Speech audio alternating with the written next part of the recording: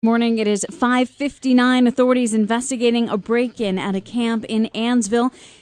An Oneida man arrested for assault and endangering the welfare of a child after he allegedly made a 3-year-old stand in a bathtub of scalding hot water, and nearly 9,000 New York drivers have had their licenses suspended. We'll tell you why after the top of the hour. The Knicks will introduce a new president today, and the Giants sign a new defensive player off of free agency. And good morning. What is up with these fathers? Nose biting and scalding hot water? There's craziness. Hey, we have a great day on the way today. We're going to hit 40 with a lot of sunshine. We'll dig into that. And Assemblywoman Claudia Tenney scheduled today on the radio. Your news brought to you by CentralNewYork.com. Find up-to-date, easy-to-navigate local real estate listings at CentralNewYork.com. That is CentralNewYork.com. A Virginia man under arrest for alleged inappropriate contact with a child. Police say Richard Gibson allegedly engaged in inappropriate behavior with 2 children between 1996 and 2000. Gibson was arrested by Virginia State Police and extradited to New York. He is being held without bail at the Jefferson County Jail. State Senator James Stewart has been named to the Education and Higher Education Budget Conference Committees. The committees are made up of 5 senators and 5 assemblymen tasked with negotiating budget differences between the 2 houses to develop a final spending plan. The Senate budget resolution increases school aid by nearly $812 million from last year. Authorities investigating a break-in at a camp on Yorkland Road in the town of Ansville.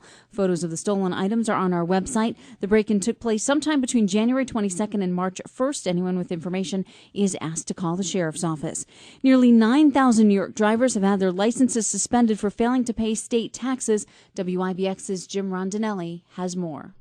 Governor Cuomo says the crackdown is the result of legislation signed into law last year aimed at encouraging individuals who owe more than $10,000 in back taxes to settle their bills with the tax department. Cuomo says more than 17,000 drivers were initially contacted last summer about the effort. Since then, tax collections have increased by more than $56 million. An Oneida man arrested for assault and endangering the welfare of a child after he allegedly made a 3-year-old stand in a bathtub of scalding hot water as a punishment. 50-year-old Anthony Montgomery was sent to Madison County Jail. The child suffered second-degree burns to his feet. He was taken to the Upstate Burn Clinic in Syracuse for treatment. Still cold for this time of year this morning, but temperatures up just a little bit. Our area is down below zero in the Adirondack State Park. Go through this morning with these frigid numbers trying to come back, but only a little bit. Still below normal with sunshine this afternoon, 39. Not quite as frigid tonight, 22. And some rain showers by tomorrow afternoon. Gusty winds at a high of 41. Rain will eventually mix on over with some snow later tomorrow night. Chance of rain and snow on Thursday with highs in the upper 30s. From the Weather Channel, I'm Ray Stajic on WIBX 950. 12 degrees across the board in Ilion, Utica, and Marcy. WIBX News Time 6:05. Your next news and weather in 15 minutes and always online at WIBX950.com. In sports, the Knicks are slated to introduce new team president Phil Jackson today. The 68-year-old former Lakers and Bulls coaching legend agreed to a deal on Friday to run the Knicks basketball operations. Jackson won 11 NBA titles as a coach and 2 more as a player with the Knicks. The Knicks will try to keep their recent success going tomorrow night when they host the Pacers at Madison Square Garden.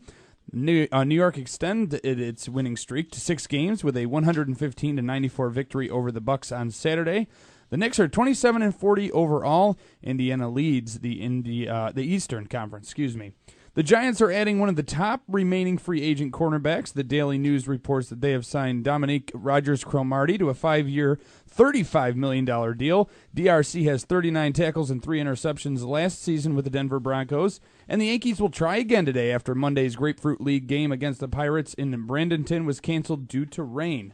Your sports brought to you by Garmin. Only a Garmin Nuvi with real directions tells you where to turn by pointing out easy-to-see landmarks like turn left after the gas station. Get a Garmin, the most trusted name in GPS. Tonight, the Mega Millions drawing is worth how much money? It's quite a lot. I think more it's than $400 million. Over $400 million. We'll give away some numbers this morning. I'm really excited. I like this contest. I'm going to be generous. We have to come up with the ground rules, though. We'll get to that coming up. Also, Tim Reed, Boilermaker registration. It is just around the corner, right? Yes, Saturday. The 22nd. Is it this Saturday? Mm-hmm. Which also is the same day that beer will be consumed at the Stanley Theater. We'll talk about that. Utica on Tap. Is Claudia Tenney, will she run in a primary against Congressman Richard Hanna? We have Assemblywoman Claudia Tenney on the air later this morning, and a bunch of other stuff. Today's also, tomorrow is Kick Butts Day, right? Yes. Is that what they call it? Yeah. Stop Smoking Day? We'll get to that. And listen, I was watching a couple of interesting stories I want to get into. First, the brand new Malaysian Air News Network has launched. Wolf Blitzer is on there. Listen, that's apparently when they started with this story, CNN was getting some ratings and some big ratings. Now it's Malaysian Air 24/7. They have model airplanes. They have a whole. I mean, it's the craziest thing. It shows you how simple-minded television is in America. It's unbelievable. And I can't wait to talk about the museum down there by the train station. What's that called? Oh, they're acting like children's museum. Awesome stuff coming out of there as there's a big war happening. We'll dig into that coming up. 6:08 right now. First News Keeler in the morning on WIBX. 40 degrees today, maybe even 42. It might hit 70. Somewhere it will be 70. I received an email, we all did, from Jeff Manaski, who's in Florida, talking about 85 and sunny today, 85 and sunny tomorrow. Oh, and 85 and sunny the next day. It rains every day in Florida, though, doesn't it? They say. You were from Florida. Yeah, for about 15 minutes, and then it's sunshine again. A little poof to bring in some humidity to make things really nice and uncomfortable, and then back comes the sunshine. We don't know what that is really like. Okay, the Children's Museum. They're acting like Children's Museum. What is happening? Do you follow any of this story here? Apparently, Marlene Brown is being charged with eliminating a board member in Chris Gordon. Chris Gordon says that there are huge amounts of money that were listed under miscellaneous expenses. He wants to know where they came from. Also, at some point, the building has been transferred into the name of Marlene Brown in lieu of salary. Which does sound a little odd. I mean, that does sound a little bit odd. Mm-hmm. But they are at odds, going back and forth, and it is just, to me, so ironic that the Children's Museum, they're fighting like children. I mean, this is supposed to be something that is a real positive for the area, but they're fighting like children. And this is not the first battle. If you remember, there was a fight last year. Do you remember the fight that happened last year? It was over the train and who owned the train, and get your train off my property. What is up with we spoke the other day about having drama in your life. Too much drama in your life is not good. A little bit keeps your blood flowing, but too much drama in your life is not good. It's always a red flag. And I find there's a lot of drama over there at the old Children's Museum. There is. It's palpable, too, I think, when you walk in. Yeah. So we'll see if we can get maybe somebody on, maybe Chris Gordon. He seems to be the one talking. He says, I'm going out of town. The state's going to investigate. We'll see what comes of all of this. CNN has become Malaysian Airline News Network. Mm-hmm. It's all they do. Russia, Crimea, all of the stuff going on. Unemployment, doesn't matter. Whatever story is out there, CNN is covering the Malaysian Air story, which is getting crazier by the minute. Apparently now we're able to tell that the computers on board the airplane were programmed to basically do that U-turn and go somewhere. We know that it was programmed, but we don't know what the end destination was going to be. And the families of many of those on board are going or threatening to go on a hunger strike until they get more information. Well, to me, that's a great idea, to lose weight. That's the way. I can just see whoever is responsible for this, or the Malaysians or whatever, saying, whoa, these people are going on a hunger strike. Let me get you more information that we don't have. I mean, isn't it pretty clear there's just nobody knows anything? Right. And the U.S., one of its cruisers is being pulled out of the search now. Yeah. It's being returned to regular Yeah, duty. because I think there's more and more evidence that this thing is sitting somewhere with jungle debris on it. And Israel is very, very concerned. Israel is ramping up its anti-terrorism efforts. Can I tell you, did we not have this very discussion like a week ago that, I wonder if this plane, and you're the first one to mention it, I wonder if this plane was actually moved on purpose. It was hidden on purpose to be used as some sort of a terrorist attack.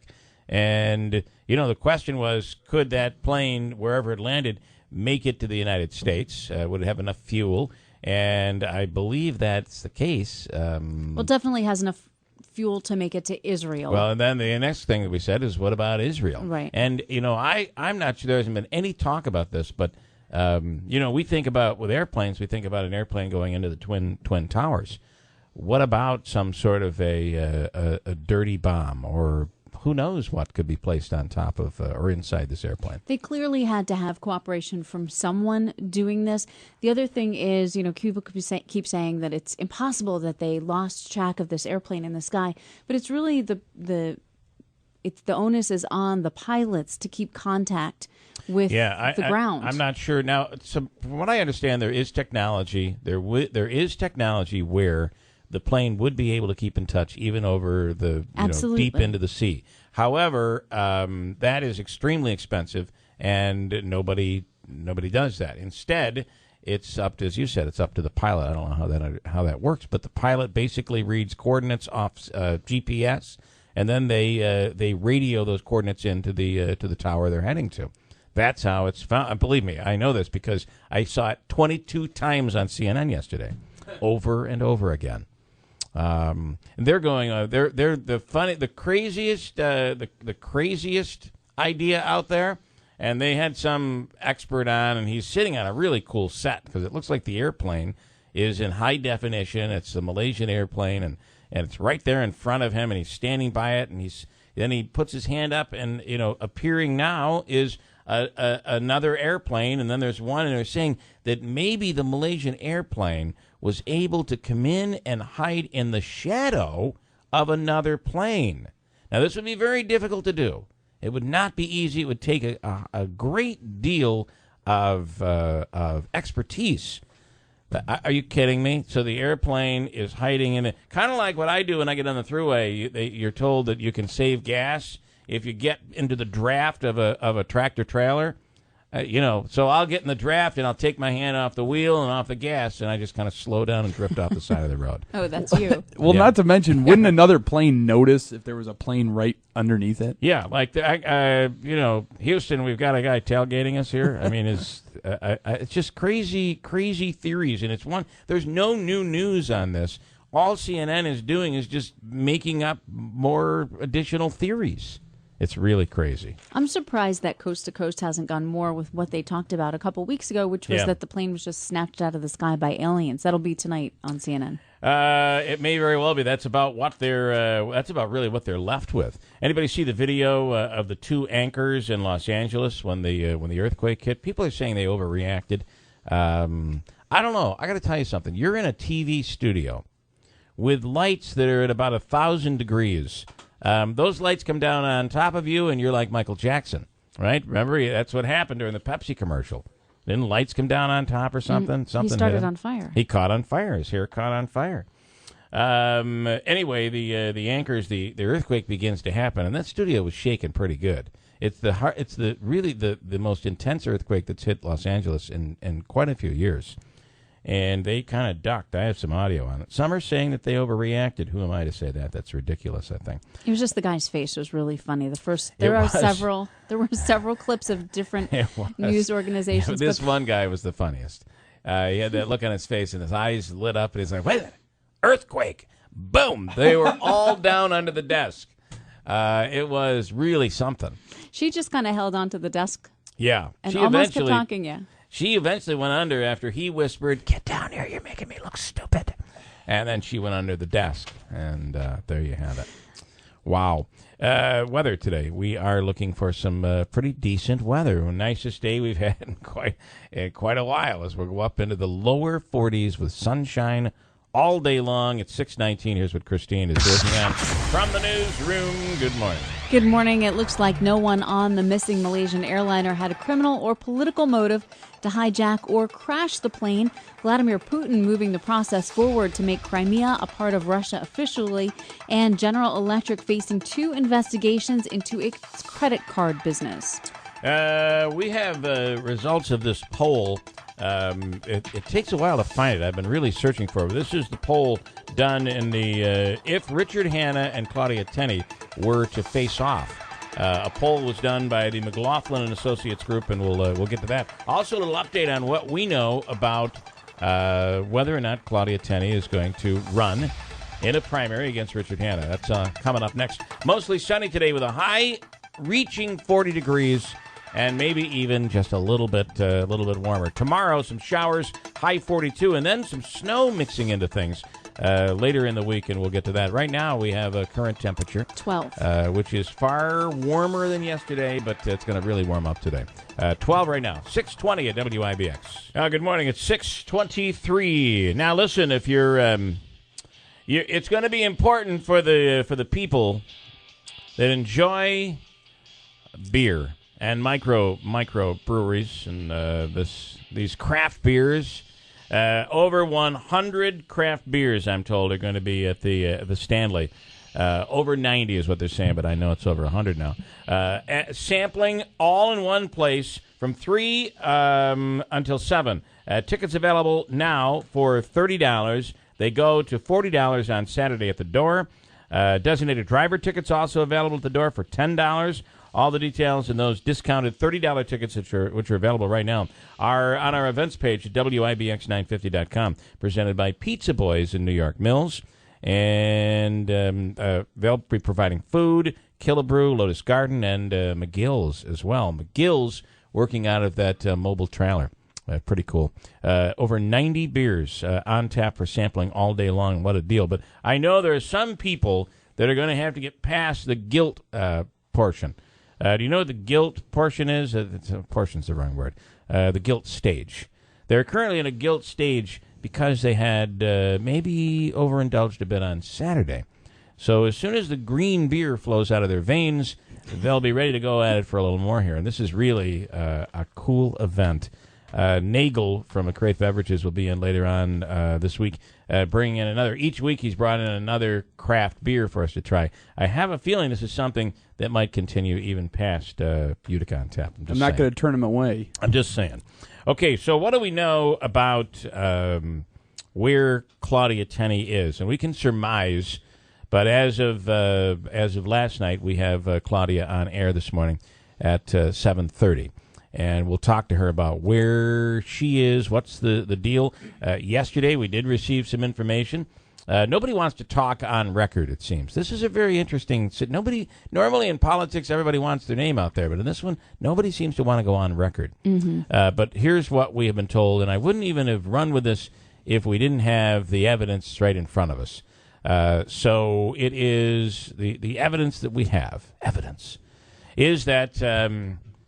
people in parties, conservative, Republican leaders, are being told by Claudia herself that she is running, and that she's looking for support, and even has sent people to a PR firm in Schenectady to get the petition. That's where the petition is, and I could see, because up to this point it was people were carrying petitions. We know in Madison County they were carrying petitions.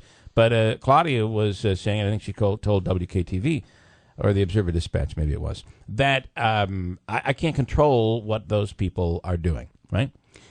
Yes, they may very well be carrying petitions, but I didn't tell them to do it. Well, now we have evidence of just this week of Claudia saying, yes, I'm running, and here's what I want you to do. I want you to get these petitions out, and here's where you can get them. This is not coming from a campaign aide, coming directly from Claudia.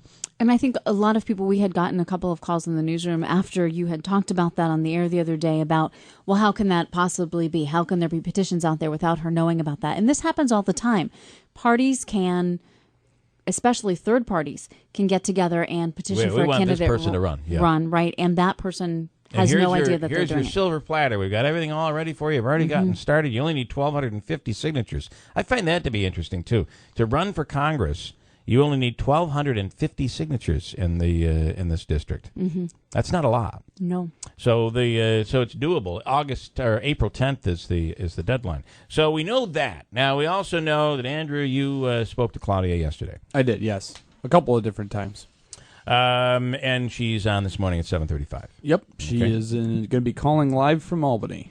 Okay, what else do we have? And I wouldn't expect that she's going to announce here. I don't expect her to announce, but it will give us a chance to see, what are these stories out there that's basically saying you're kind of coordinating things at this point, and you now have an agency that's handling stuff, a PR firm. Well, and we did have the call last week that some people received phone calls from an actual person. Yeah, she admitted that, though. She said she was doing the polling, that they were just testing the waters, and yes, polling was being done. So we already know that's the case. Okay, but I do have from McLaughlin and Associates, and this was really hard to find. Syracuse.com broke it, and they had it the other day.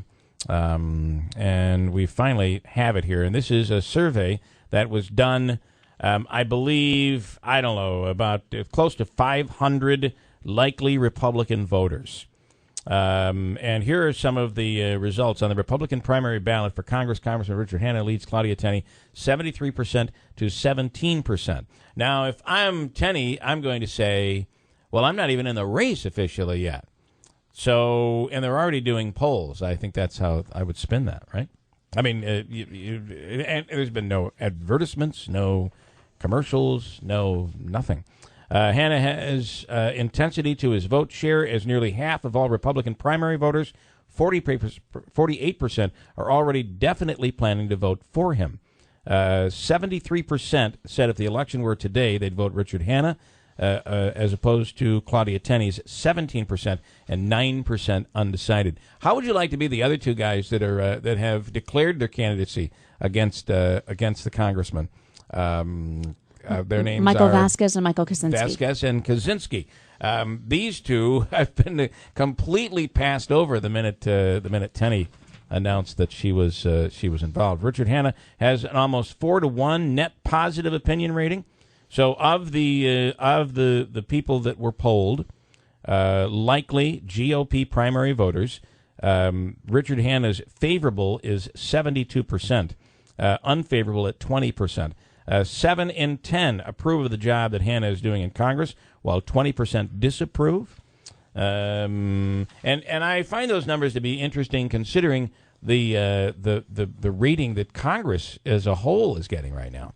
On a whole, is it's one of the lowest rated Congress in years. History, 40 to 70%, depending upon when the poll is taken. 40 to 70% unfavorable rating. Assemblywoman Claudia Tenney has an almost 2-to-1 net positive opinion rating. 36% holding a favorable opinion of her, and 19% holding an unfavorable opinion. So 36% favorable, 19% unfavorable, but 45% have no opinion or have never heard of her. And that is a big challenge to handle when the primary is coming up in June. A lot of money will have to be spent. Bottom line, it says here, according to McLaughlin and Associates, Congressman Richard Hanna is well positioned to win the Republican primary election by a decisive margin. He's personally popular and receives strong support on the ballot.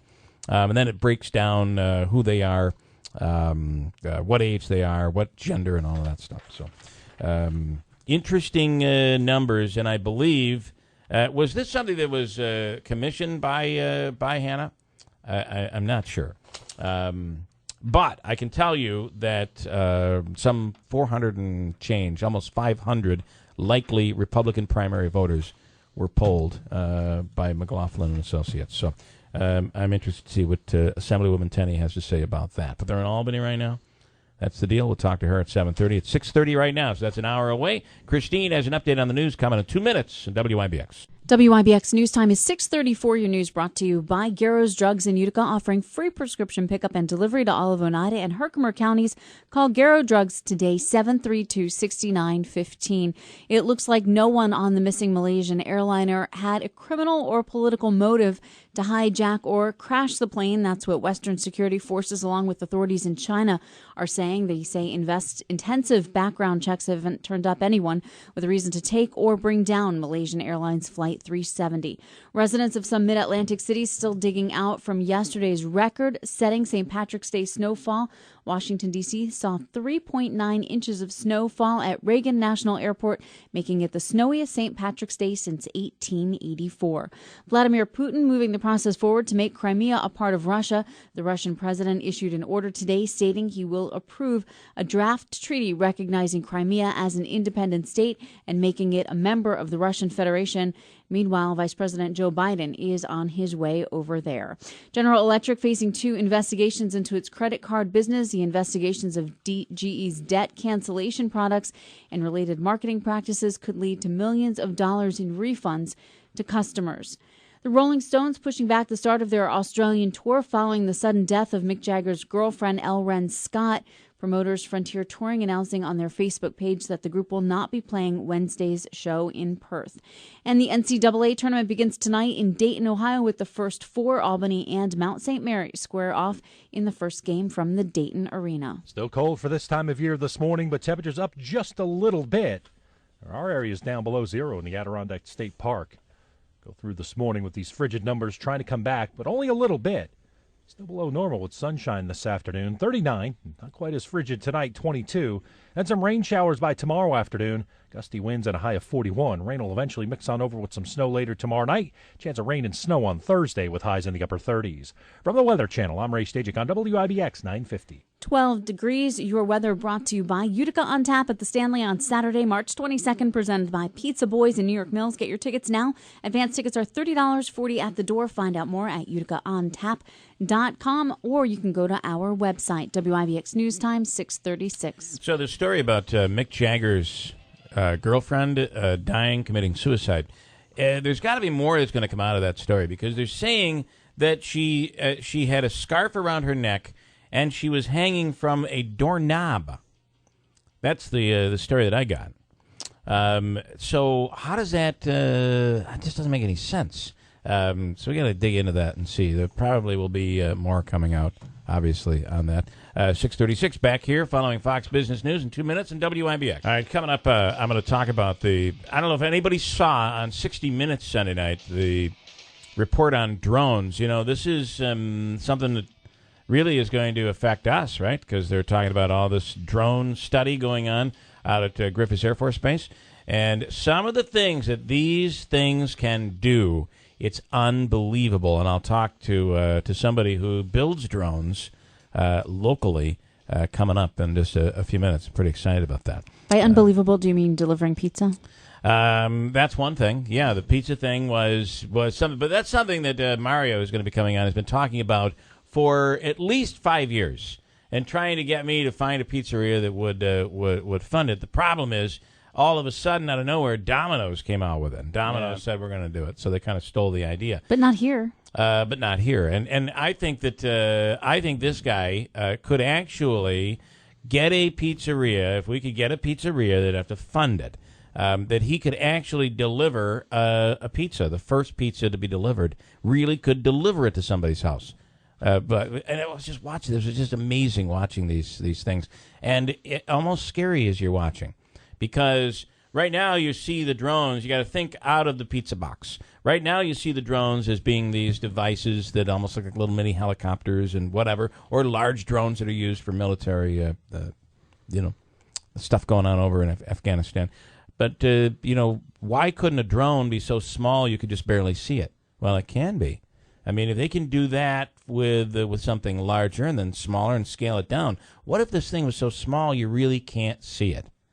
And it's basically spying on you. And it could get into. I mean, why couldn't you make a drone the size of a fly? Oh, you can. Well, how about this? I don't know if you can now, but you will be able to. I think you can. What if you make a drone that's big enough to carry you as the person? So then you could fly around town if you needed to. Yes. What if you made me into a drone? I can fly. Yeah. You wouldn't be the drone, but the drone would pick you up and move you around. No, I want to be the drone, okay? I will, there's guys that implant like the devil horns on their skull and stuff. Just put propeller, implant away. Let's go. Skynet. I'll see you guys later. Goodbye. Okay. Interesting to get into. And then this the story on the am I right? Or did I dream that Mick Jagger's girlfriend hung herself from with a scarf around her neck from a doorknob? Yeah, I had read something else, but now looking at it, maybe I was dreaming because, everybody says a doorknob. I get this stuff right. I don't know how, but I do. A doorknob. So that tells me there's more to this story. And she was very tall, so it's not like she was a Lilliputian. And I could die from a doorknob. She was a model. She was tall. She was much taller than Mick Jagger. I don't know how tall Jagger is. I don't think he's that tall, but he's not tiny. Short, no. Nonetheless, doesn't that make you think? Then I'm thinking a few things. What could be possible? Could there be some, alcohol or drugs involved, and it was there around her neck, and she passed out? I mean, I'm not trying to throw out possibilities, but I guess I really am. And then there's that thing that you see the sex. It's a sexual through asphyxiation. It makes the moment that much more intense. And you see these cases where somebody ends up, I watched CSI Miami, where somebody ends up dead and the boyfriend is charged with it, when in reality what she was, they were trying to do, they were just having risky sex. Mm-hmm. So I don't know, but why is no one talking about the doorknob part of this story? Because I think first of all, she was 6'3". So she was that's very the tall. point. Yeah, that's the point. I mean, yes, I don't understand how that could happen at that height.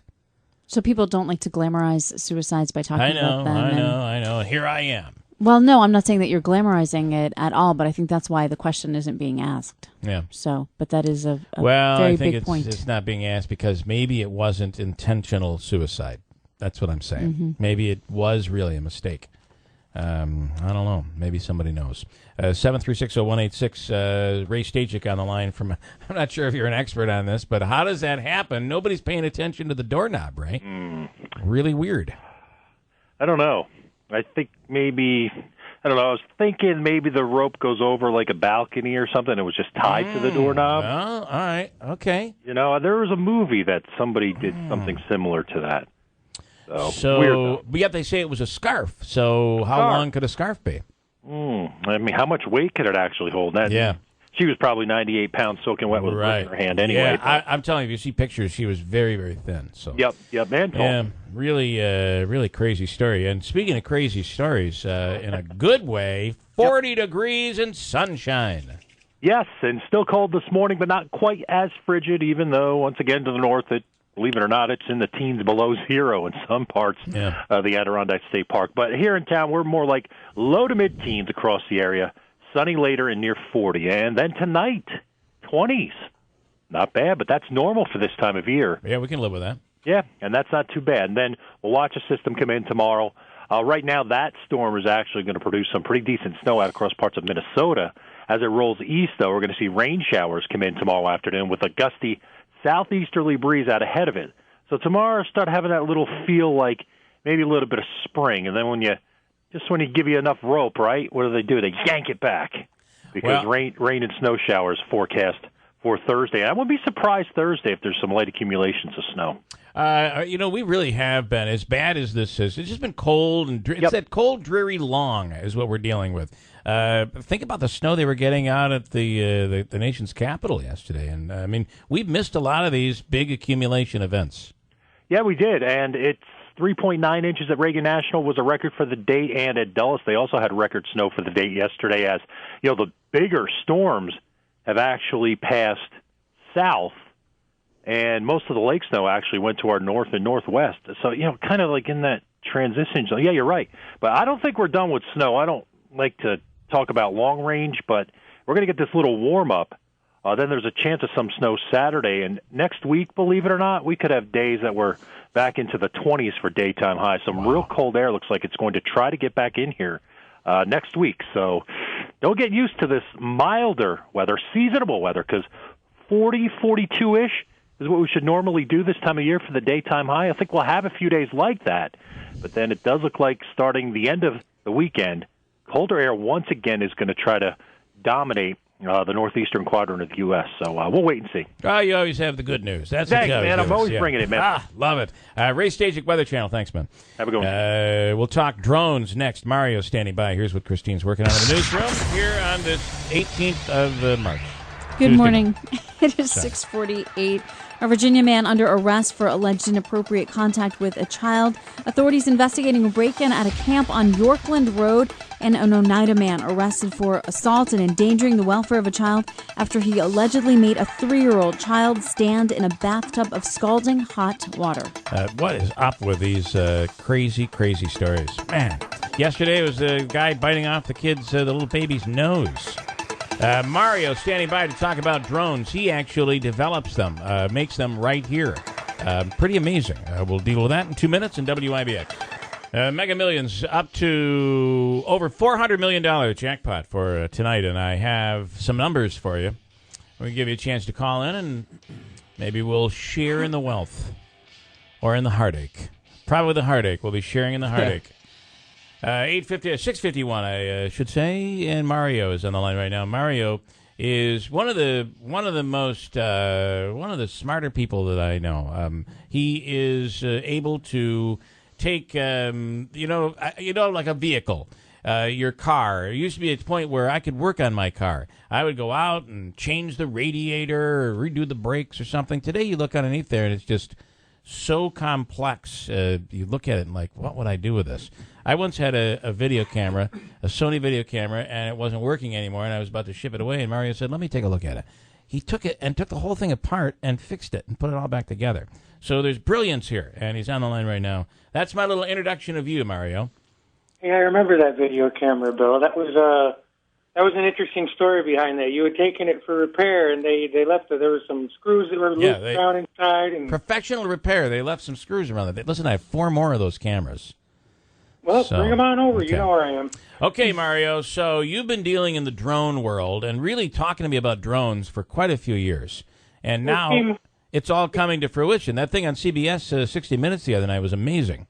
This is something I've looked at all my life. But when I was a little kid, before I even saw any kind of radio-controlled aircraft, I can remember looking out my window on a rainy day and imagining that I could pilot my toy planes from the lawn, because, you know, your mom says stay inside when it's raining. So it went from there all the way up through middle school. I started with the radio-controlled helicopters. I got a lot of experience in making sort of analog machines fly.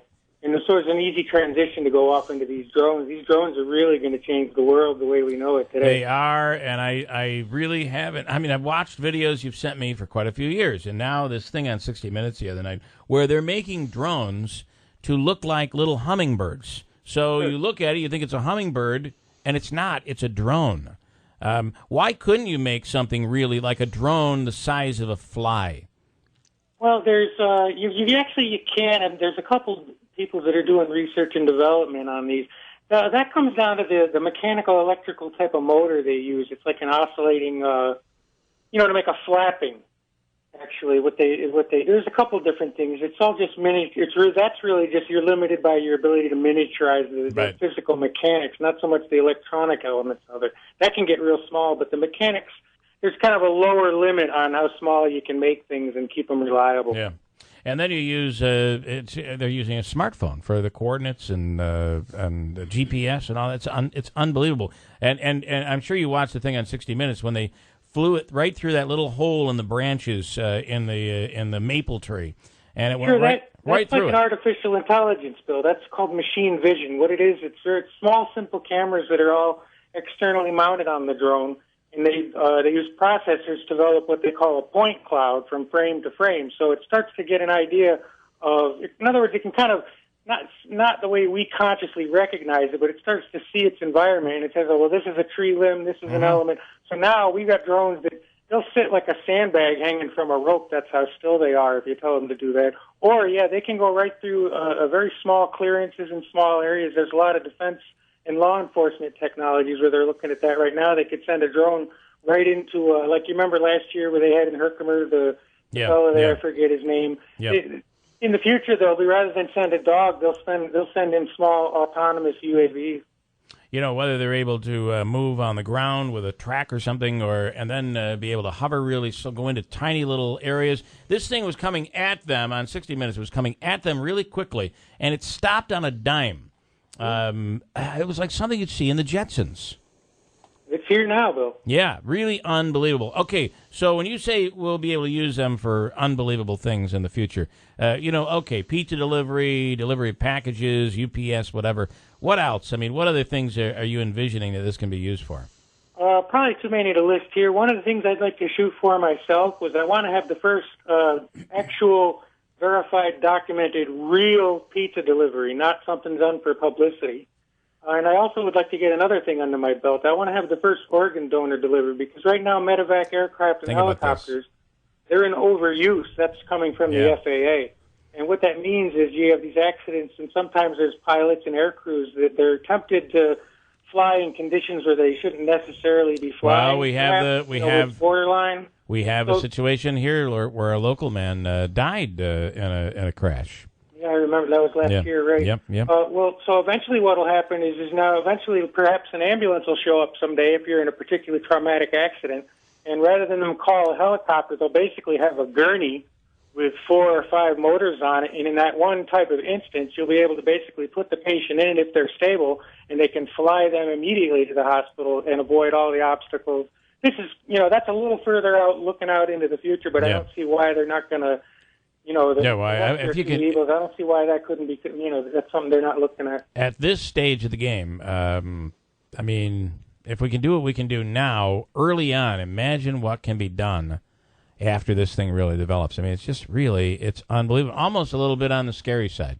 I've been saying that for 10 years, a lot of this is all off-the-shelf parts. It's just been needing people to assemble it. The FAA says that in the next 10 years, they're expecting 70,000 to 90,000 drones to take to the sky like civilians. And you got to be feeling like the fact that this is coming out to Griffiths is really unbelievable. And you've been on this for a long time. And okay, if there's a pizzeria out there that'd like to make a delivery, this is the guy that can make it happen. Get in touch with us. We'll make it happen. A real pizza delivery, and the organ donor thing could really change the world. So big stuff, Mario. I appreciate you talking about it. Guys. Good stuff, man.